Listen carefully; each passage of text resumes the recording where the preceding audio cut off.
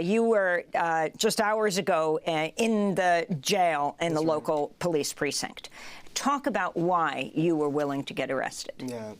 Well, rather than, consider the demands that we've been raising for years now, and listening to workers and considering the things that we've been raising, Thomas Kurian and Google execs basically chose to arrest workers for speaking out against the use of our technology to power the first AI-powered genocide. So we were willing to get arrested for that because at this point we aren't willing to be lied to by our higher-ups anymore. We aren't willing to be disrespected by our higher-ups anymore, and we wanted to take that to the offices and make sure it was understood by them. Yeah.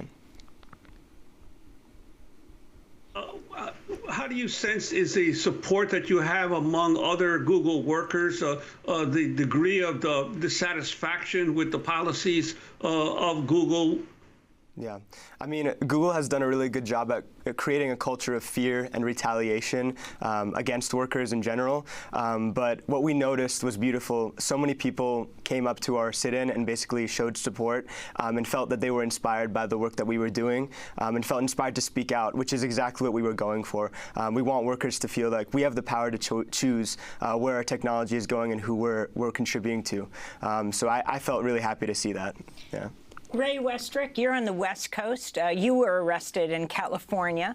Talk about this Project Nimbus and why you were willing to get arrested and what the response. Were you in the offices of the Google Cloud CEO?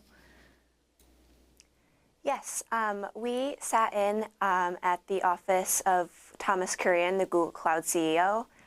To protest Project Nimbus, which is a $1.2 billion contract with the Israeli government and military between Google and Amazon.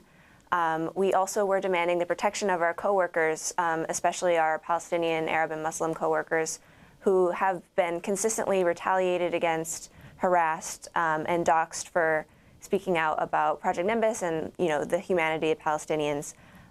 So we were there in solidarity with them. We were there to protest the contract, which is being directly sold, providing technology directly to the Israeli military as it inflicts a genocide on Palestinians in Gaza. And yeah, that is why we chose to sit in Thomas Kurian's office.